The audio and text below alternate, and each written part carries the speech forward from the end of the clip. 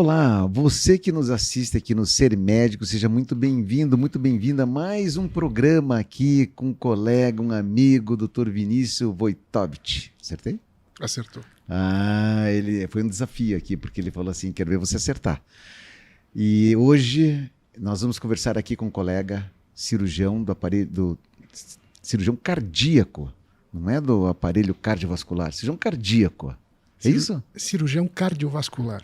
Cirurgião cardíaco seria um cirurgião com problemas de coração. Entendi. Então, o nome da especialidade é cirurgião cardiovascular. Pessoal, olha, já começamos bem. Cirurgião cardiovascular. Exatamente. Eu vou aprender bastante com você hoje, meu amigo Vinícius. Vina, fale um pouquinho de você. Então, César, é um prazer estar aqui com você. A gente se conhece de longa data. É verdade. E eu falar um pouco da minha vida particular, da minha infância. Eu venho de uma família de engenheiros. Pai, irmão, tio. Então, todos engenheiros. E eu fui o primeiro que resolveu fazer alguma coisa diferente. E acabei fazendo medicina. Eu nunca pensei em fazer outra coisa da vida. E estamos aí, não me arrependo até hoje. Vina, que ano que nós entramos em 89? 89, nós entramos na faculdade. Na faculdade, né? Já tem um tempinho, hein? Já tem um tempinho. E como é que foi essa tua jornada até chegar a ser um cirurgião cardiovascular que você é hoje? Bom, foi uma jornada longa. Desde que a gente passou no vestibular até eu efetivamente começar a trabalhar foram, se não me engano, 11 ou 12 anos de formação. De formação. Então é bastante tempo. Eu sempre brinco que medicina são 6 anos. Então quando você se forma, teus amigos advogados já estão trabalhando há algum tempo, já estão começando a ganhar seu dinheiro, os engenheiros também. E acaba que você tem mais uma residência pela frente. É bem isso.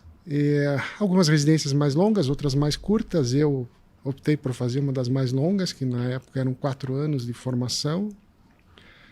E uma residência que não te deixa completo para você entrar no mercado de trabalho, na tua especialidade. Então você tem que procurar uma pós-graduação, né? E acabou que depois de 4 anos de residência, ou seja, 10 anos de formação em medicina, eu acabei indo morar fora para fazer mais um ano de fellowship nos Estados Unidos, para realmente a gente completar a nossa formação. Então, imagine que isso foram 11 anos até a gente entrar no mercado de trabalho. Então, é uma formação um pouco longa, mas que se você está fazendo o que você gosta, realmente vale a pena. Como é que foi? Logo depois que se formou, você já entrou na residência? Sim, logo depois. Eu me formei no meio do ano, né? Se não me engano, eu me formei no meio do ano. 94? 95. 95, tá.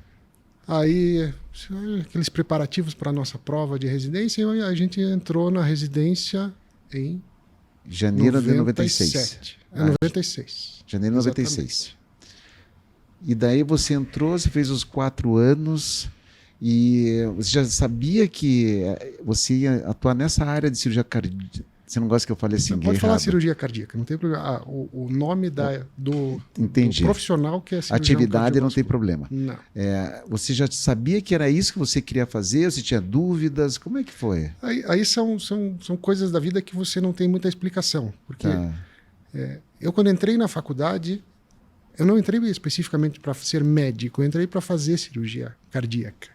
Era uma coisa que me chamava muito a atenção. Desde o início? Desde o vestibular. Desde o vestibular.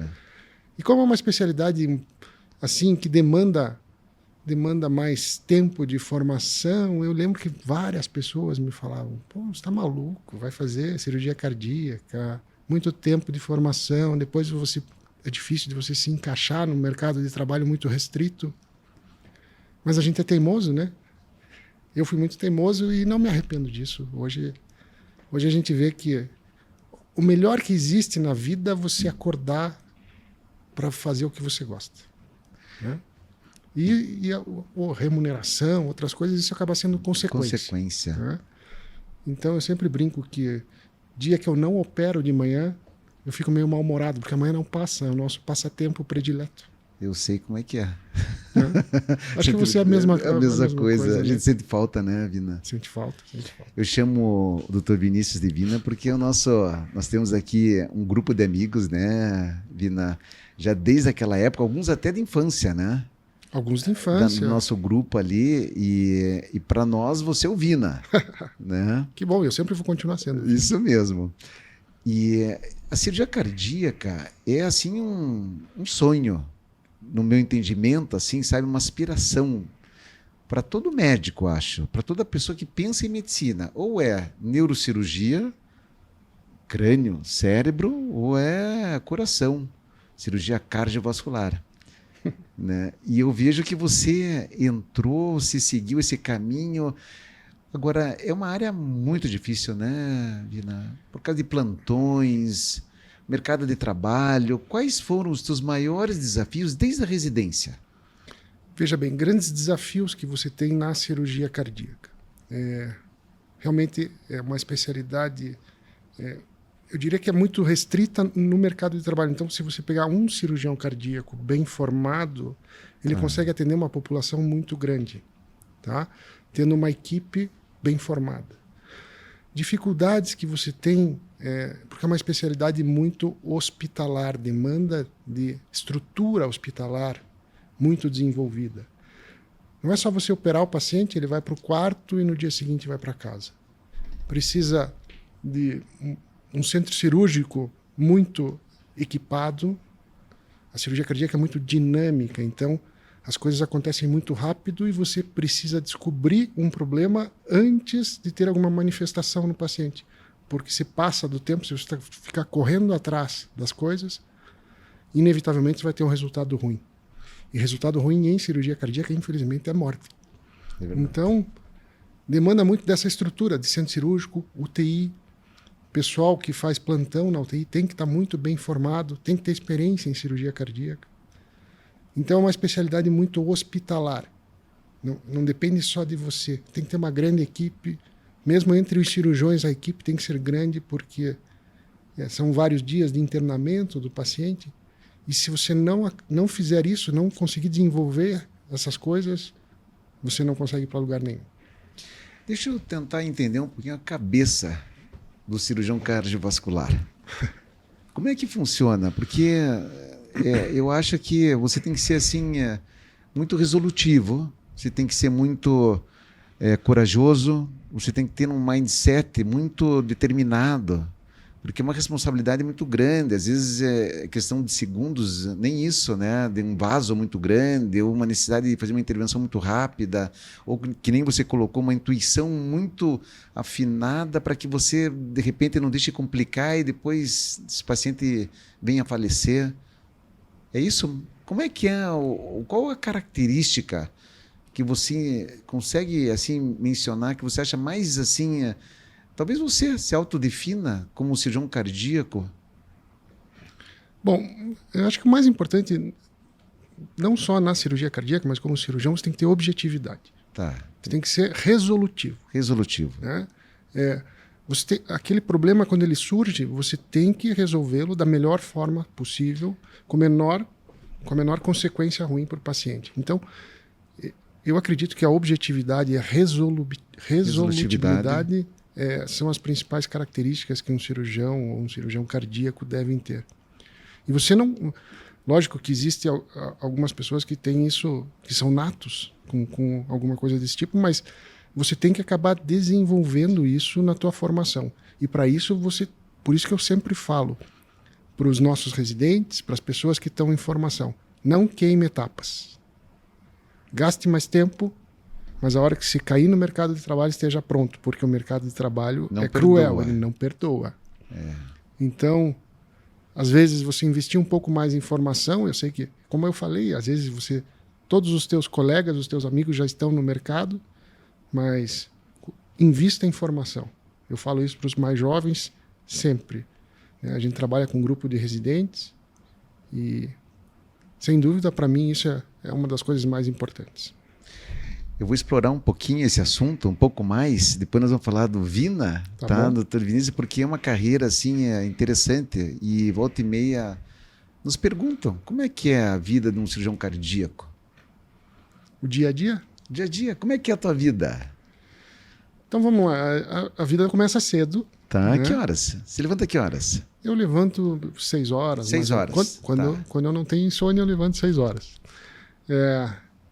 E a gente começa a operar, o paciente chega na sala em torno de 6h30, então o anestesista tem que chegar muito cedo no hospital. Tá. E a cirurgia em si começa entre 7h30 e 8 horas. Tá. A média de tempo das cirurgias é em torno de 4 a 5 horas. Então são cirurgias longas.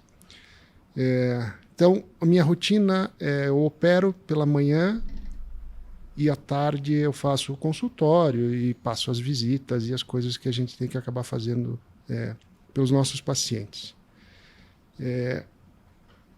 Existe um motivo para a gente operar de manhã, porque tem gente que gosta de operar à tarde, tudo. Mas por que eu optei sempre em operar pela manhã? Você resolve as complicações durante o dia. Perfeito. Então, você acaba a tua cirurgia, eu faço 1 ou 2 cirurgias por dia, a gente acaba a cirurgia e normalmente na visita do final de tarde sempre tem alguém da equipe que passa a visita na UTI no final da tarde. A gente já vê se teve alguma complicação, se não teve alguma complicação, se a gente tem que fazer algum tipo de procedimento no paciente. E a gente resolve isso tudo durante o dia, porque a gente sabe que à noite é bem mais difícil. Então essa é a minha opção por começar o dia cedo operando. Hoje você não faz mais plantão, ou faz? Não, plantão presencial no hospital não. Não. A gente cuida de 7 hospitais, então sempre tem alguém de sobreaviso para alguma emergência, mas plantão presencial não. Que bacana. Você diz a gente cuida porque a equipe trabalha em 7 hospitais diferentes, é isso? Exatamente. Você tem uma equipe. A gente tem uma equipe grande, são 11 profissionais de cirurgia cardíaca. Num grupo? Um grupo. Tem um nome esse grupo ou não? Específico ou não? É uma empresa? Como é que funciona? A gente chama de Centro Cardiológico do Paraná. Tá. É um grupo que foi formado, você com certeza conhece o Leonardo Molinari. Sim, conheço. Né? Então o Leonardo fez esse grupo, ele me deu muitas dicas quando eu fui residente dele. Tá. E eu terminei a residência.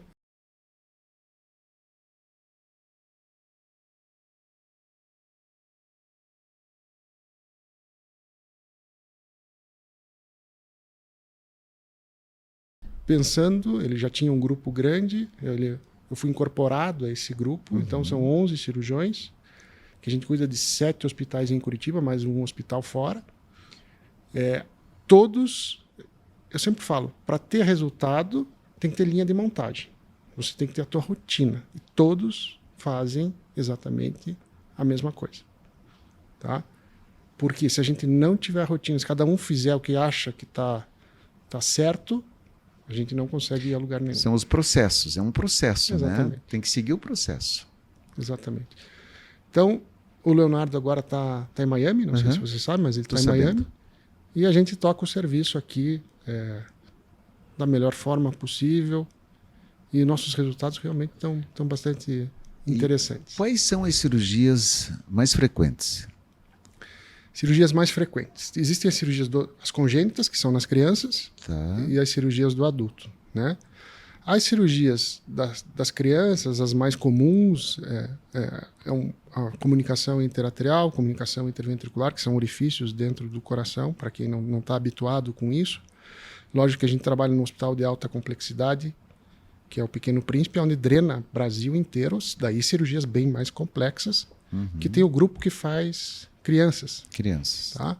Eu, Dentro do grupo, existe um grupo que faz crianças. Que faz as pediátricas. As pediátricas. Exatamente.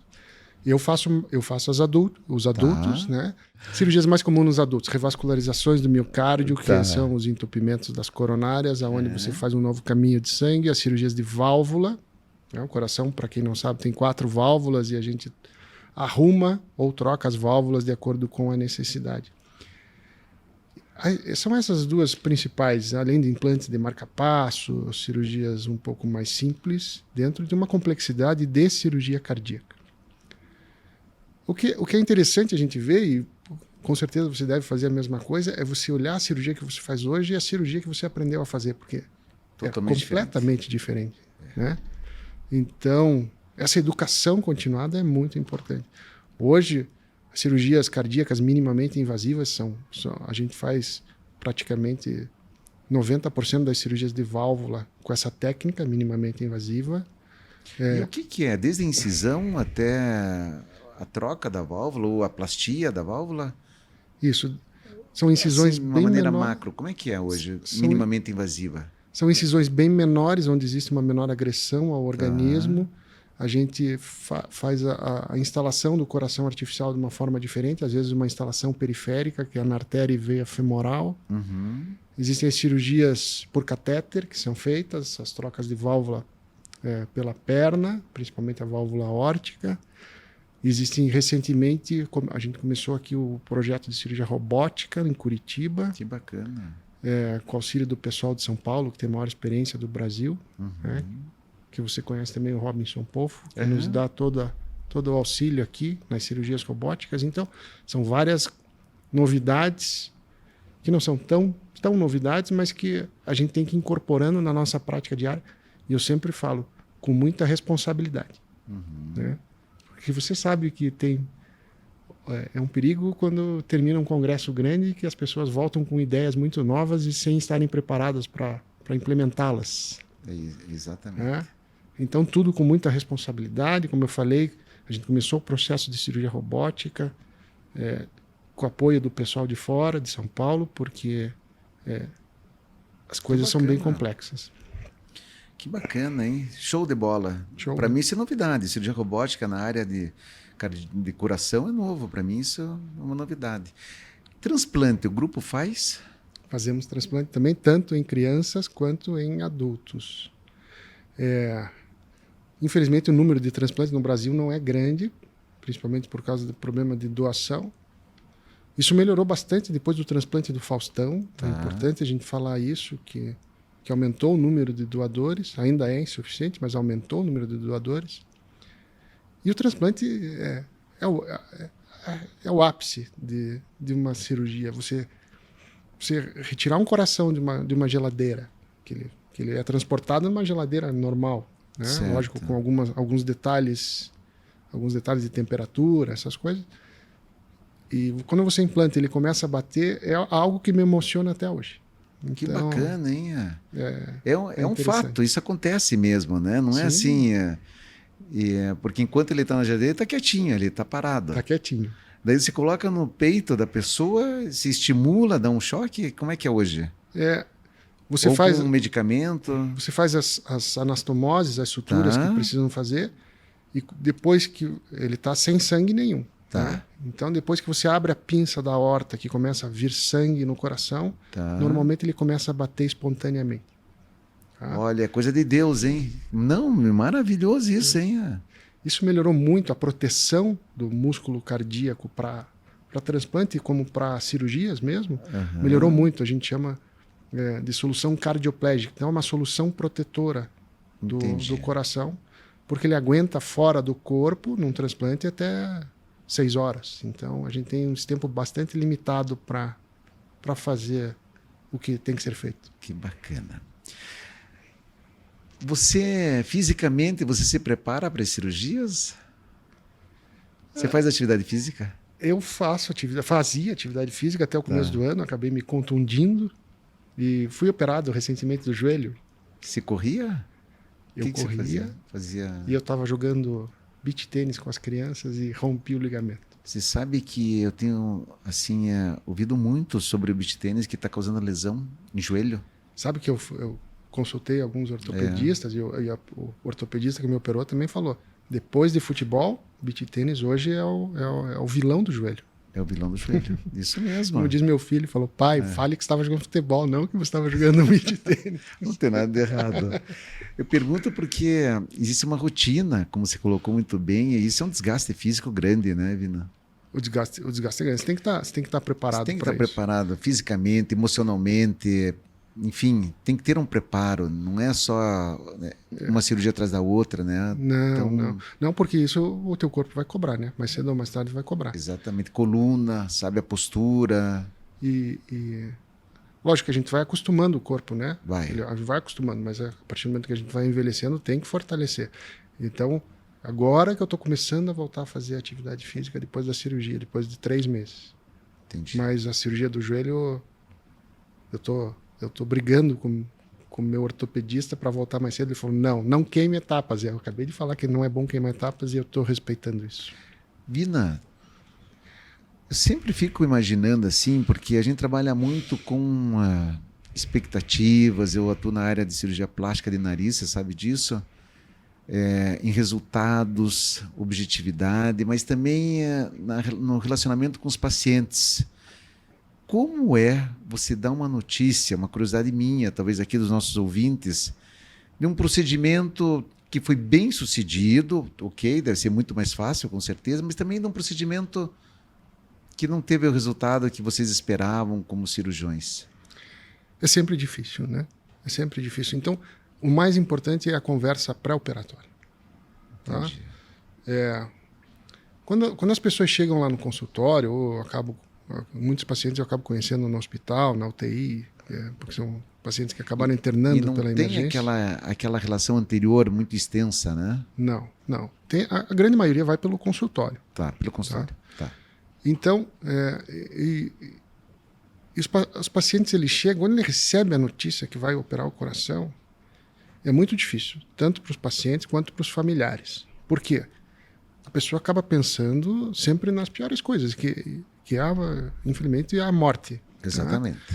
Então, são pessoas que estão fragilizadas, que você precisa falar a realidade do que pode acontecer, mas você precisa também cuidar delas, cuidar dessas pessoas. Então, eu sempre falo para os residentes, eu falo para a minha secretária, que a gente tem que receber essas pessoas, a gente tem que pegar elas no colo e tem que devolver para a família. Esse é o nosso objetivo. Nem sempre a gente consegue, mas é isso que nos norteia. Então, como você falou, quando você não tem um resultado satisfatório, você tem que ter tido essa conversa prévia antes. Aí eu estou falando com os familiares, né? Quando você deixa tudo isso muito bem esclarecido, a gente acaba tendo essa empatia, esse relacionamento bom com os pacientes e com os familiares. Mas tem que falar sobre isso. É uma conversa que não é simples. E nessa conversa você expõe os riscos. Tudo. Risco de morte. Risco de complicações, tempo de recuperação. Não é uma recuperação fácil, mas uma vez que ela aconteça sem intercorrências, o paciente volta a ter uma vida completamente normal. É muito comum o paciente que chega, ou ele já chega sabendo que vai operar o coração, a gente vai dar notícia para ele, e daí ele vai para casa, vai pensar, vai refletir com a família, tudo isso, daí ele volta. E várias pessoas chegam, até nem a má intenção, mas falam assim, vai operar o coração, nunca mais vai poder fazer nada na vida, agora você vai ser cardíaco. Não é assim que falam, agora você vai ser cardíaco. Entendi. E eu explico para eles o seguinte, existe a fase do tratamento, mas depois de completada esta fase, lógico, tendo uma vida saudável como todo mundo deve ter, vai ser maratonista. Vida normal. O objetivo é vida normal. Que bacana. Respeitando o tempo de convalescença, lógico. Que bacana, Vina. Você falou que você, voltando agora ao Vina, que você é um médico entre vários engenheiros. Vários engenheiros. E você consegue entender que você consegue aplicar no teu dia a dia esse conceito, que talvez esteja no teu DNA da família de engenharia na área da cirurgia cardiovascular? São essas discussões que eu sempre tenho com meu irmão, que é engenheiro, né? Porque ele fica brabo, porque dia do médico é uma festa, dia do engenheiro ninguém lembra. Ele fala, se não fôssemos nós, os engenheiros, não estava fazendo nada disso. Lógico que a engenharia está aí para em tudo, praticamente. Em tudo, né? Tudo. A cirurgia cardíaca é praticamente hidráulica. Né? Hidráulica e Exato. elétrica, porque o coração bate com estímulo elétrico. Então, dentre os vários engenheiros da família, a gente sempre brinca dessas coisas. E Eu não sei se eu tenho alguma coisa de engenharia, mas devo ter, né? Eu acho que você tem, com certeza. Não entendo nada de engenharia.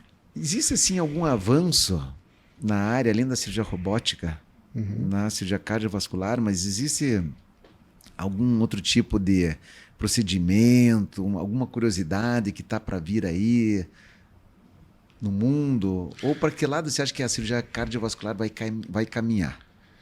O que está em voga agora, o que está para explodir é o xenotransplante.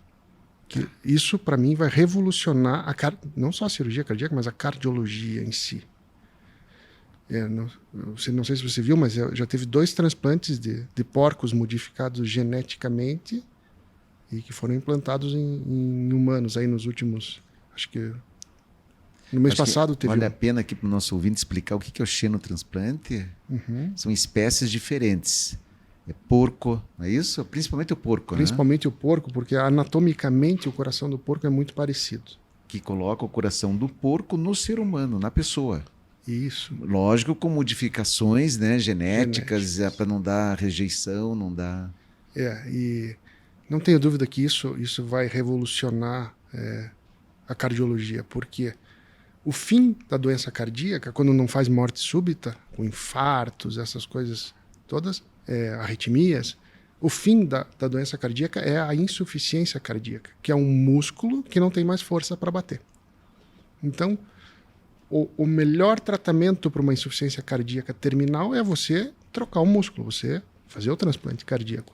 Agora você imagine isso, César, a gente marcar um transplante eletivo às 8h30 da manhã, segunda-feira. Sensacional. Isso é o sonho de qualquer... Infelizmente eu não sei se vou estar vivo para ver isso, mas eu acredito que vai acontecer. Interessante. E por que uma cirurgia eletiva no transplante? Porque normalmente se depende de um órgão, de um doador. E não tem hora, não é isso, Gina? O dia de transplante é um dia muito tumultuado, porque ele acaba com a tua rotina do dia a dia, porque não é simplesmente você ir lá e implantar um órgão. Desde a notícia que você tem um doador, e às vezes o doador não está na cidade, tem que deslocar uma equipe. Tem toda uma logística por trás. Para ir buscar o órgão, volta, tem as 6 horas que eu falei de tempo máximo entre o coração ser retirado do doador e ser implantado no receptor. Então, é uma correria. E o habitual é que o transplante seja sempre de madrugada. Eu já fiquei pensando, por que será que é sempre de madrugada? O paciente está na UTI, o que está em morte cerebral. Então, existe a suspeita de morte cerebral. Então, o que acontece na visita matinal da UTI? Olha, vamos ver se esse paciente está ou não em morte cerebral. Daí ele faz os exames durante o dia. Faz os exames, tem o diagnóstico de morte cerebral, visita do fim da tarde, é comunicado à família. A família doa o órgão e daí desencadeia-se o processo de transplante à noite. Então é sempre à noite. Dificilmente é de dia. Você sabe que é interessante, eu não sabia tecnicamente a razão. Essa é uma razão técnica, né? Por causa assim do decorrer, vamos dizer assim, do processo. Isso não tem estudo nenhum. Eu que tirei essa conclusão. Mas então não faz sentido se eu não mesmo. Estou falando alguma coisa que não faça muito sentido, mas eu acho que faz sentido, né? Porque naturalmente vai entrando na jornada do processo. É lógico, natural. Né? Dificilmente você vai fazer um protocolo de morte cerebral à noite. Precisa de vários médicos examinando, vários exames e várias assinaturas. Então, isso acontece durante o dia. Exatamente. Vina, você tem filhos? Tenho 2 filhos. Qual que é a idade deles? E o nome? O Leonardo tem 14, a Vitória tem 11, vai fazer 12 agora em dezembro. São a nossa alegria, né? Os filhos... acho que quando você tem os filhos, você acaba se completando. Sou casado há 16 anos. Parabéns, que maravilha. Muito feliz com a minha família. É muito importante você ter o tempo da tua família, né? Para a tua família. Isso a gente acaba, às vezes, relaxando um pouco, mas tem que conseguir fazer tudo isso, né? Você consegue, eu vejo isso. Difícil, mas você consegue. Você tem algum segredo, alguma chavinha especial de dizer assim, olha, pessoal, isso aqui agora chega, eu vou ter que curtir a família. Como é que você faz? Eu viajo. Então você sai. Eu saio, porque ficar aqui é muito difícil desligar. Tá. Então, 1 ou 2 vezes por mês eu procuro viajar final de semana. Que com as bacana. Você crianças e consegue tal. fazer isso? Que Acho bacana, que hein? sim, acho que sim. Sensacional. Mas final de semana, né? Nada de viagens Não. longas e tal. Não, mas faz sentido. Tem alguns colegas que nós já conversamos, eles têm uma rotina de consultório diferente. Alguns param na quarta-feira, sabe, e voltam só na segunda. Outros trabalham só no final de semana, não trabalham no final de semana. Agora, se você conseguir fazer essa saída 1, 2 vezes por mês, é bacana. Que legal. Cada um escolhe, cada um consegue, né, da forma que acaba tendo essa rotina da forma que consegue. Eu quando viajo eu consigo realmente ficar mais com eles. Aqui eu sempre brinco, soldado no quartel tá atrás de trabalho, né? Então, quando eu tô aqui, volte.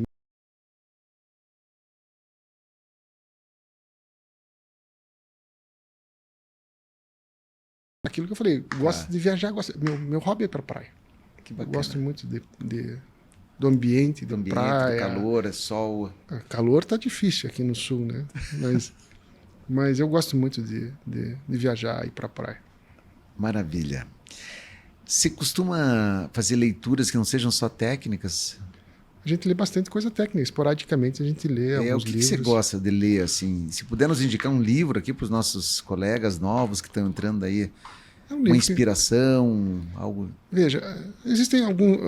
Eu gosto muito de ler livros de histórias de pessoas. Tá, né? autobiografias. Autobiografias. Tá. Um dos livros que me chamou muita atenção, que eu já li há algum tempo, mas que foi uma pessoa que acho que inspirou muitas pessoas e que merece todo o respeito, que é a biografia do Guga, do tenista. Né? Show. Que ele mostra que uma pessoa que ele passa como sendo realmente uma pessoa comum, né? Uma pessoa simples e que acabou chegando onde ele chegou e não perdeu as suas características. Isso é muito importante. Isso é muito importante. Não sei se você leu A Sociedade do Cansaço recentemente. É um Não. livro. É um livro bem pequenininho, bem fácil de ler, mas que fala muito da nossa atualidade. O que as pessoas andam fazendo da vida. Como que... Vou falar rapidamente assim, mas a gente foi criado numa sociedade onde tinha muito mais regras. Hoje tem muito menos regras. As pessoas acabam fazendo muitas coisas por elas mesmas. Existe muita cobrança de resultado, né?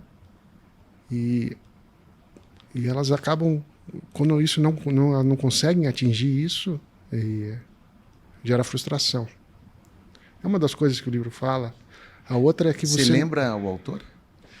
É um autor coreano, se não me engano, é Han, o sobrenome dele. É bem interessante. É um livro que tem umas 100 Produção, páginas. vamos tentar localizar esse livro e nós vamos colocar aqui para você, como uma sugestão aqui do Dr. Vinícius, uma indicação. Fala bastante de muita informação que você acaba tendo, muita informação junta, e você acaba não conseguindo focar nas coisas que são importantes.